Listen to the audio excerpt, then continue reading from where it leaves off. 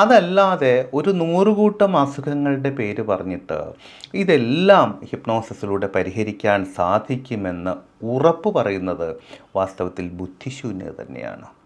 നമസ്കാരം. വളരെ വ്യത്യസ്തമായ മറ്റൊരു വിഷയത്തിലേക്ക് ഊഷ്മളമായ സ്വാഗതം. ഞാൻ അശോക് നാരായൺ. ഇന്ന് സംസാരിക്കാൻ ആഗ്രഹിക്കുന്നത് ഹിപ്നോസിസ് എന്നുള്ള വിഷയത്തെക്കുറിച്ചാണ്. ഒരുപാട് ആശയക്കുഴപ്പങ്ങളും വിവാദങ്ങളുമൊക്കെ സൃഷ്ടിച്ചുകൊണ്ടിരിക്കുന്ന ഒരു മേഖല കൂടിയാണ് ഇപ്പോൾ ഹിപ്നോസിസ്. അതായത് മെൻ്റലിസം എന്ന് പറയുന്ന ഒരു ആർട്ട് ഫോമിൻ്റെ, ഒരു കലാരൂപത്തിൻ്റെ ഭാഗമായിട്ട് ചില വ്യക്തികളെങ്കിലും ഹിപ്നോസിസിനെ ഉൾക്കൊള്ളിക്കാറുണ്ട്. അതിലൂടെ ചില പേരുകൾ താൽക്കാലികമായിട്ട് വ്യക്തികളുടെ ഓർമ്മയിൽ നിന്ന് മറക്കുന്നതോ, അതുപോലെ ചില നമ്പറുകൾ മറക്കുന്നതോ, അതോടൊപ്പം തന്നെ ആ സമയത്ത് സമീപത്തില്ലാതിരിക്കുന്ന പ്രഗത്ഭരായിട്ടുള്ള പ്രശസ്തരായിട്ടുള്ള ചില നടീനടന്മാരെയോ അതുപോലെയുള്ള ചില വ്യക്തികളെ കാണിച്ചു കൊടുക്കുന്നതോ, ഇതുപോലെ തന്നെ വളരെയധികം വ്യത്യസ്തമായിട്ട് മരണപ്പെട്ടു പോയ വ്യക്തികളെ കാണിച്ചു കൊടുക്കുന്നതടക്കമുള്ള ചില സംഗതികളൊക്കെ നമ്മൾ വിവിധങ്ങളായിട്ടുള്ള സോഷ്യൽ മീഡിയകളിലൂടെ കണ്ടുവരുന്നുണ്ട്. അപ്പോൾ ഇതിൻ്റെ എല്ലാം പിന്നിൽ സംഭവിക്കുന്ന വസ്തുത എന്ന് പറഞ്ഞാൽ, നമ്മൾ ഈ കാര്യങ്ങളെല്ലാം തിരിച്ചറിയുന്നത്, കാണുന്നതും കേൾക്കുന്നതും അറിയുന്നതും അനുഭവിക്കുന്നതുമെല്ലാം നമ്മുടെ ബോധമനസ്സ്, കോൺഷ്യസ് മൈൻഡ് ഉപയോഗിച്ച് കൃത്യമായിട്ടുള്ള വിശകലനം നടത്തിയതിന് ശേഷമാണ്. അത് ഒന്നുകൂടി വ്യക്തമായിട്ട് പറയുകയാണ് എങ്കിൽ, നമ്മൾ ശരിക്കും കണ്ണ് ബ്രെയിനിലേക്ക് എത്തിക്കുന്ന ചില ഡേറ്റകളെ, അതെന്താണ് ബ്രെയിനിലേക്ക് ശരിക്കും കണ്ണെത്തിക്കുന്നത് ചില ഡേറ്റകൾ മാത്രമാണ്, ചില വിവരങ്ങൾ മാത്രമാണ്. ആ വിവരങ്ങൾ യഥാർത്ഥത്തിൽ എന്താണ്, അല്ലെങ്കിൽ ആരാണ്, അതിൻ്റെ നിറം എന്താണ്, അതിൻ്റെ വലിപ്പം എന്താണ്, അത് ശരിക്കും എന്താണ് വസ്തു, അല്ലെങ്കിൽ ആരാണ് വ്യക്തി, അയാളുടെ പേരെന്താണ്, ഇതെല്ലാം നമ്മളെ അറിയിക്കുന്നത്, നമുക്ക് പറഞ്ഞു തരുന്നത് നമ്മുടെ ബ്രെയിനാണ്. മറ്റൊരു വിധത്തിൽ പറഞ്ഞാൽ നമ്മുടെ ബോധമനസ്സാണ്. അപ്പോൾ ആ ബോധമനസ്സിനെ ഒരു മയക്കത്തിലേക്ക് നയിച്ചുകൊണ്ട്, ബോധമനസ്സിലൊരു മയക്കം സൃഷ്ടിച്ചുകൊണ്ട് ഈ കാര്യങ്ങളിലെല്ലാം വ്യത്യസ്തത വരുത്താൻ ഒരു ഹിപ്നോട്ടിക് സജഷനിലൂടെ സാധിക്കും. മനസ്സിലായോ? അതായത് വാസ്തവത്തിൽ സമീപത്തില്ലാതിരിക്കുന്ന ഒരു വ്യക്തിയെപ്പോലും ഉണ്ട് എന്ന് ധരിപ്പിക്കാൻ, ഇതിന് ഹലൂസിനേഷൻ എന്നാണ് പറയുക, ഉണ്ട് എന്ന് ധരിപ്പിക്കാൻ ഒരു ഹിപ്നോട്ടിക് സജഷനിലൂടെ സാധിക്കും. അതായത് ഹിപ്നോസിസിന് വിധേയമായ വ്യക്തിക്ക് കൊടുക്കുന്ന ഒരു നിർദ്ദേശത്തിലൂടെ സാധിക്കും. അപ്പോൾ ഈ വിഷയം നിങ്ങൾക്ക് ഇഷ്ടമാകുന്നുണ്ടെങ്കിൽ ഒന്ന് ലൈക്ക് ചെയ്തുകൊണ്ട് നമുക്ക് തുടർന്ന് കാണാം. അപ്പോൾ ഇതിലൂടെയെല്ലാം കുറേയധികം വ്യക്തികൾ ഇപ്പോൾ തെറ്റിദ്ധരിക്കപ്പെടുന്നുണ്ട്. യഥാർത്ഥത്തിൽ മരണപ്പെട്ടു പോയ ആളാണ് സ്വന്തം മുന്നിൽ നിൽക്കുന്നത് എന്ന് തെറ്റിദ്ധരിച്ചുകൊണ്ട് മാനസിക വൈകാരിക നിലകളിലൊക്കെ മോശമായിട്ടുള്ള സാഹചര്യങ്ങൾ വന്ന ധാരാളം അനുഭവങ്ങൾ വ്യക്തികൾക്കുണ്ട്. അപ്പോൾ അതിൽ നിന്ന് പുറത്തേക്ക് വരാൻ പലർക്കും ചികിത്സകളുടെ, മനഃശാസ്ത്രപരമായിട്ടുള്ള ചികിത്സയുടെയും സമീപന രീതികളുടെയും ഒക്കെ ആവശ്യം വന്നിരിക്കുന്ന ധാരാളം സംഭവങ്ങൾ റിപ്പോർട്ട് ചെയ്യപ്പെട്ടിട്ടുണ്ട്.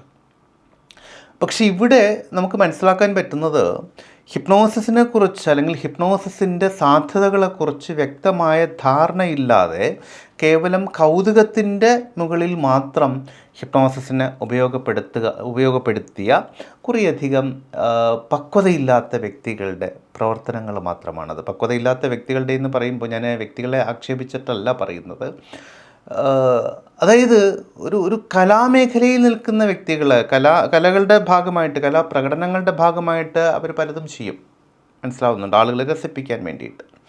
പക്ഷേ അവിടെ ഹിപ്നോസിസിൻ്റെ അനന്ത സാധ്യതകളും ഒരുപക്ഷെ നമ്മൾ ഈ പറയുന്ന വിധത്തിലുള്ള സൈഡ് ഇഫക്റ്റുകളെന്നൊക്കെ പറയുന്ന കാര്യങ്ങൾ, അതേക്കുറിച്ച് കൃത്യമായിട്ട് മനസ്സിലാക്കാതെ, കൃത്യമായിട്ട് ധാരണയില്ലാതെ ഉപയോഗിക്കുന്നതിൻ്റെ ഭാഗമായിട്ടാണ് ഇതെല്ലാം സംഭവിക്കുന്നത്.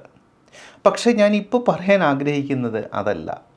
ഹിപ്നോസിസിനെക്കുറിച്ച് ധാരണയുണ്ട്, അതിൽ ധാരാളം അനുഭവ സമ്പത്തുണ്ട് എന്നൊക്കെ അവകാശപ്പെട്ടുകൊണ്ട് ഹിപ്നോസിസിൻ്റെ പരിശീലനങ്ങളിൽ ഏർപ്പെട്ടിരിക്കുന്ന വ്യക്തികളിൽ ചിലരുടെ, എല്ലാവരുടെയുമല്ല, ചിലരുടെയെങ്കിലും അപക്വമായിട്ടുള്ള ചില നിലപാടുകൾ ശ്രദ്ധയിൽപ്പെട്ടതിനെ തുടർന്നാണ് ഇതുപോലെ ഒരു വിഷയം ഒന്ന് ചെയ്യാം എന്ന് കരുതിയത്.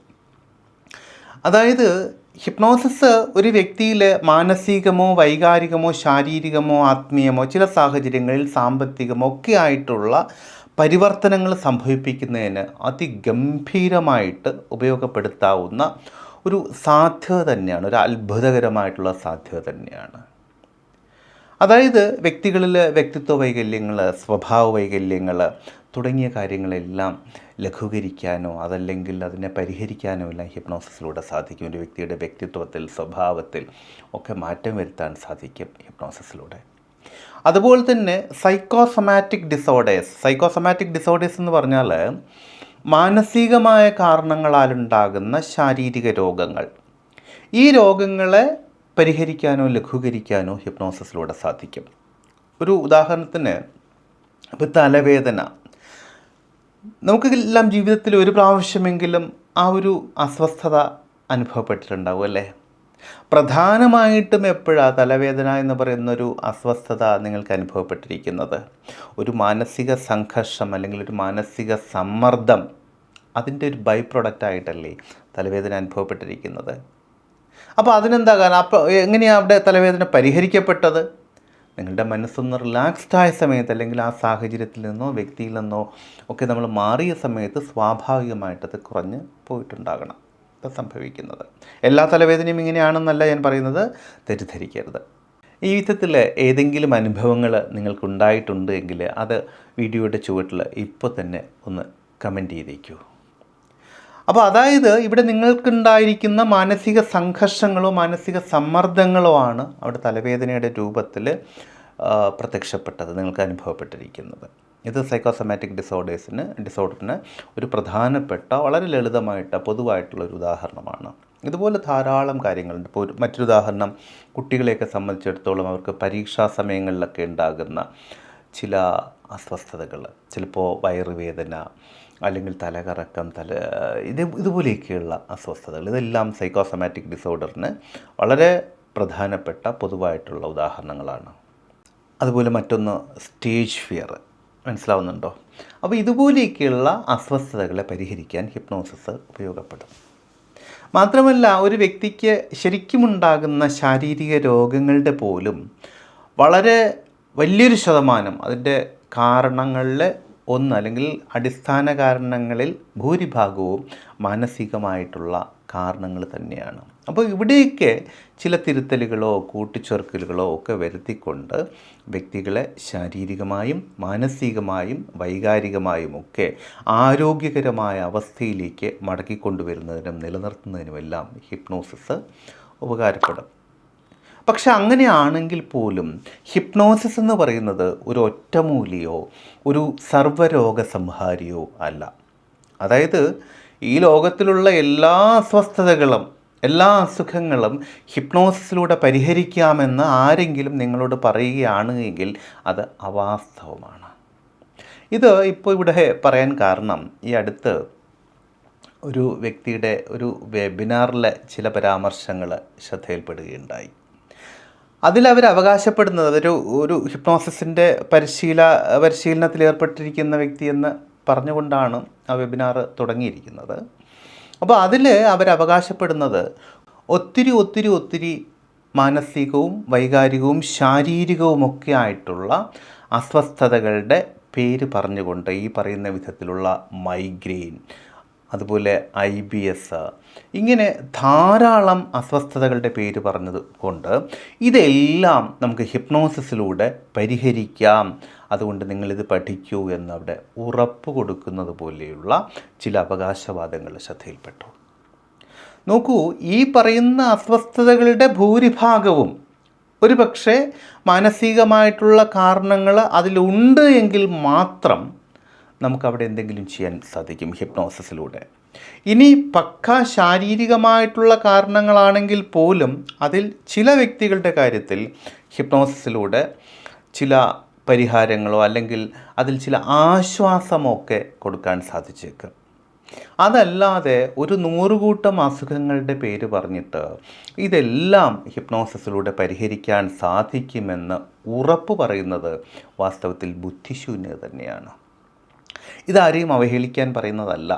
മറിച്ച് ഇത് ഒരു പൊതുവായിട്ടുള്ള ഒരു അവയർനെസ്സിൻ്റെ ഭാഗമായിട്ടാണ് ഞാൻ പറയുന്നത്. കാരണം ഇത്തരം അവകാശവാദങ്ങൾ കേട്ടുകൊണ്ട് ഹിപ്നോസിസ് പഠിക്കുന്നതിനോ അല്ലെങ്കിൽ ഒരു ചികിത്സാ മാർഗം എന്നുള്ള വിധത്തിൽ ഹിപ്നോസിസിനെ ആശ്രയിക്കുകയോ ചെയ്യുന്നവരെ സംബന്ധിച്ചിടത്തോളം ഒരുപക്ഷെ കുറച്ചു കാലത്തിന് ശേഷമാണെങ്കിൽ പോലും ഈ പറഞ്ഞതൊന്നും സാധ്യമാകുന്നില്ല എന്നവർ ബോധ്യപ്പെടുമ്പോൾ, അവർ റിയലൈസ് ചെയ്യുന്ന സമയത്ത് ഹിപ്നോസിസിനെ അവരന്ധമായിട്ട് പഴിചാരും. ഇത് വാസ്തവത്തിൽ ഹിപ്നോസിസിൻ്റെ പ്രശ്നമല്ല, അത് കൈകാര്യം ചെയ്യുന്ന വ്യക്തികളുടെ സമീപന രീതിയിലുണ്ടായിരിക്കുന്ന ചില പൊരുത്തക്കേടുകൾ മാത്രമാണ്. ഒരു ഉദാഹരണത്തിന് ഞാൻ പറഞ്ഞു, നമ്മളിപ്പോൾ പനി വന്നാൽ നമുക്കറിയാം നമ്മൾ പാരസെറ്റമോൾ കഴിക്കും അല്ലേ. ചിലപ്പോൾ നമ്മുടെ സുഹൃത്ത് നമ്മളോട് പറയും പനിയാണെന്ന് പറഞ്ഞാൽ നമ്മൾ പറയും ഒരു പാരസെറ്റമോൾ കഴിക്കൂ എന്ന് പറയും.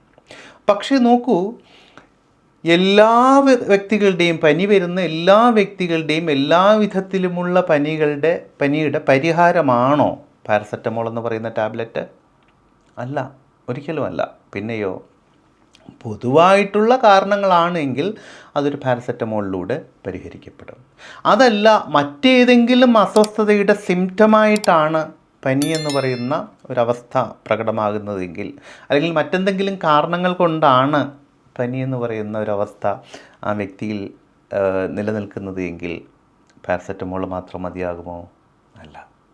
അവിടെ കൃത്യമായിട്ട് ഉള്ള രോഗനിർണയം വേണം. നിങ്ങൾ ഒരു നല്ല ഡോക്ടറെ സമീപിച്ചിട്ട് അദ്ദേഹത്തോട് പറയുകയാണ് 2 ദിവസമായിട്ട് നല്ല പനി എന്ന് പറയുകയാണ്. ഉടനെ അദ്ദേഹം പ്രിസ്ക്രിപ്ഷൻ എഴുതുകയല്ല ചെയ്യുന്നത്, നിങ്ങളെ പരിശോധിക്കും. മാത്രമല്ല നിങ്ങളോട് ചില ചോദ്യങ്ങൾ ചോദിക്കും അല്ലേ. ഇന്ന അസ്വസ്ഥതകളുണ്ടോ, ഇന്ന രീതിയിലുള്ള കാര്യങ്ങളിലൂടെ നിങ്ങൾ കടന്നു പോകുന്നുണ്ടോ, ഇതിന് മുൻപ് എപ്പോഴാണ് പനി വന്നിരിക്കുന്നത്, അല്ലെങ്കിൽ മറ്റേതെങ്കിലും അസുഖങ്ങൾ നിങ്ങൾക്ക് നിലവിലുണ്ടോ, ഇങ്ങനെ കുറേയധികം കാര്യങ്ങൾ ചോദിച്ചതിന് ശേഷം മാത്രമേ അദ്ദേഹം പ്രിസ്ക്രിപ്ഷനിലേക്ക് പോകൂ. അതിലത് കേട്ടപാട് അത് എഴുതില്ല. ഇത് നമുക്ക് വളരെ കൃത്യമായിട്ട് എല്ലാവർക്കും അറിയുന്നതാണ്. അപ്പോൾ കാര്യങ്ങൾ ഇങ്ങനെയാണെന്നിരിക്കെ എങ്ങനെയാണ് ഒരു പ്രത്യേക അസുഖത്തിൻ്റെ പേര് പറഞ്ഞുകൊണ്ട് ഇത് നിങ്ങൾക്ക് ഹിപ്നോസിസിലൂടെ പൂർണ്ണമായിട്ടും പരിഹരിക്കാൻ സാധിക്കുമെന്ന് ഉറപ്പ് പറയാൻ പറ്റുക? ഒന്ന്. ഇനി മറ്റൊന്ന്, എല്ലാ വ്യക്തികൾക്കും വളരെ ഡീപ്പ് ലെവലിൽ ഹിപ്നോസിസിന് വിധേയമാകാൻ പോലും സാധിച്ചു കൊള്ളണമെന്നില്ല. അതാത് വ്യക്തികളുടെ മാനസികമോ വൈകാരികമോ ഒക്കെ ആയിട്ടുള്ള സവിശേഷതകൾക്ക് അല്ലെങ്കിൽ അവസ്ഥകൾക്ക് ആനുപാതികമായിരിക്കും. അപ്പോൾ അങ്ങനെ വരുമ്പോൾ എങ്ങനെയാണ് ഒരു ലിസ്റ്റ് ഓഫ് ഡിസീസസിൻ്റെ പേര് പറഞ്ഞിട്ട് ഇതെല്ലാം ഹിപ്നോസിസിലൂടെ പരിഹരിക്കാൻ പറ്റുമെന്ന് അവകാശപ്പെടുന്നത്? മനസ്സിലാവുന്നുണ്ടോ? അതിലെ ഒരു യുക്തിയില്ലായ്മയാണ് ഞാൻ ഈ ചൂണ്ടിക്കാട്ടാൻ ശ്രമിക്കുന്നത്.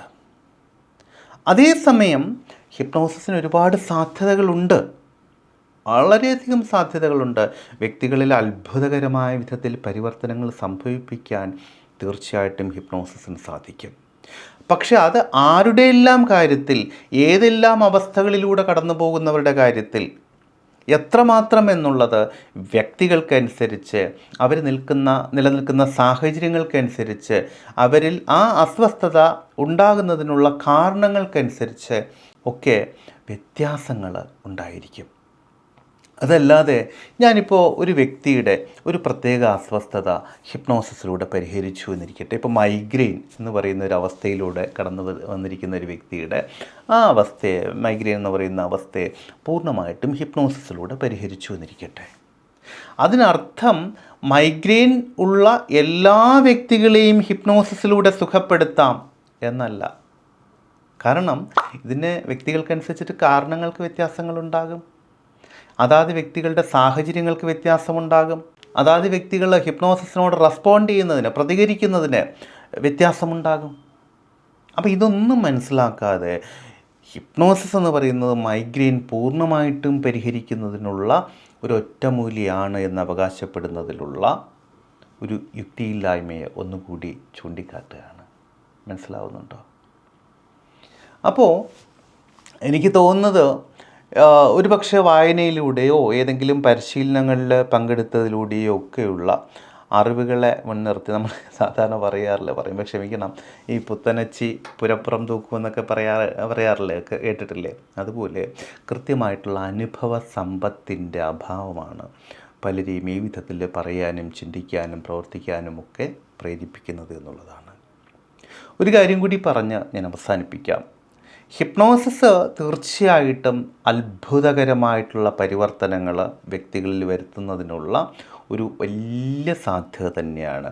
പക്ഷെ അത് കൃത്യമായിട്ട് പാത്രം അറിഞ്ഞ് ഭിക്ഷ കൊടുക്കണം എന്ന് പറയുന്നത് പോലെ കൃത്യമായിട്ട് വ്യക്തികളെ അറിഞ്ഞുകൊണ്ട് അവരിൽ ആ അസ്വസ്ഥത സംഭവിച്ചിരിക്കാൻ സാധ്യതയുള്ള കാരണങ്ങളെ തേടിക്കൊണ്ട് അതാത് വ്യക്തികളുടെ മാനസികവും വൈകാരികവും ചില സാഹചര്യങ്ങളിൽ ശാരീരികവും ഒക്കെ ആയിട്ടുള്ള സവിശേഷതകളെ തിരിച്ചറിഞ്ഞുകൊണ്ട് ഹിപ്നോസിസിനോട് പ്രതികരിക്കുന്ന രീതിയെ കൃത്യമായിട്ട് മനസ്സിലാക്കിക്കൊണ്ട് ഒക്കെ ഉപയോഗിച്ചാൽ മാത്രമേ അവിടെ ഫലമുണ്ടാകൂ. അതല്ലാതെ ഇത്തരമൊരു അവകാശവാദം കേട്ടിട്ട് ആരുടെയെങ്കിലും ഒരു അവകാശവാദം കേട്ടിട്ട് ചാടി വീഴുന്നവരോട് മറ്റൊന്നും പറയാനില്ല. കൃത്യമായിട്ട് കാര്യങ്ങൾ മനസ്സിലാക്കുക. നിങ്ങൾക്ക് ഇതേ ചാനലിൽ തന്നെ ഹിപ്നോസിസ് അവെയർനെസ് പ്രോഗ്രാം എന്നുള്ള ഒരു വീഡിയോ സീരീസ് ഉണ്ട്. 14-15 വീഡിയോകൾ ഉൾക്കൊള്ളിച്ചുകൊണ്ടൊരു വീഡിയോ സീരീസ് ഉണ്ട്. അത് ഒന്ന് കുറച്ച് സമയമെടുത്ത് കൃത്യമായിട്ട് കണ്ടിട്ടുണ്ടെങ്കിൽ ഒരുപാട് കാര്യങ്ങൾ ഹിപ്നോസിസുമായിട്ട് ബന്ധപ്പെട്ട് നിങ്ങൾക്ക് മനസ്സിലാക്കാൻ പറ്റും. ഇനി അതല്ല, ഹിപ്നോസിസിൽ നിങ്ങൾ ആധികാരികമായിട്ടുള്ളൊരു പരിശീലനം ആഗ്രഹിക്കുന്നുണ്ട് എങ്കിൽ അതിനും തീർച്ചയായിട്ടും നിങ്ങൾക്ക് സാഹചര്യമുണ്ട്.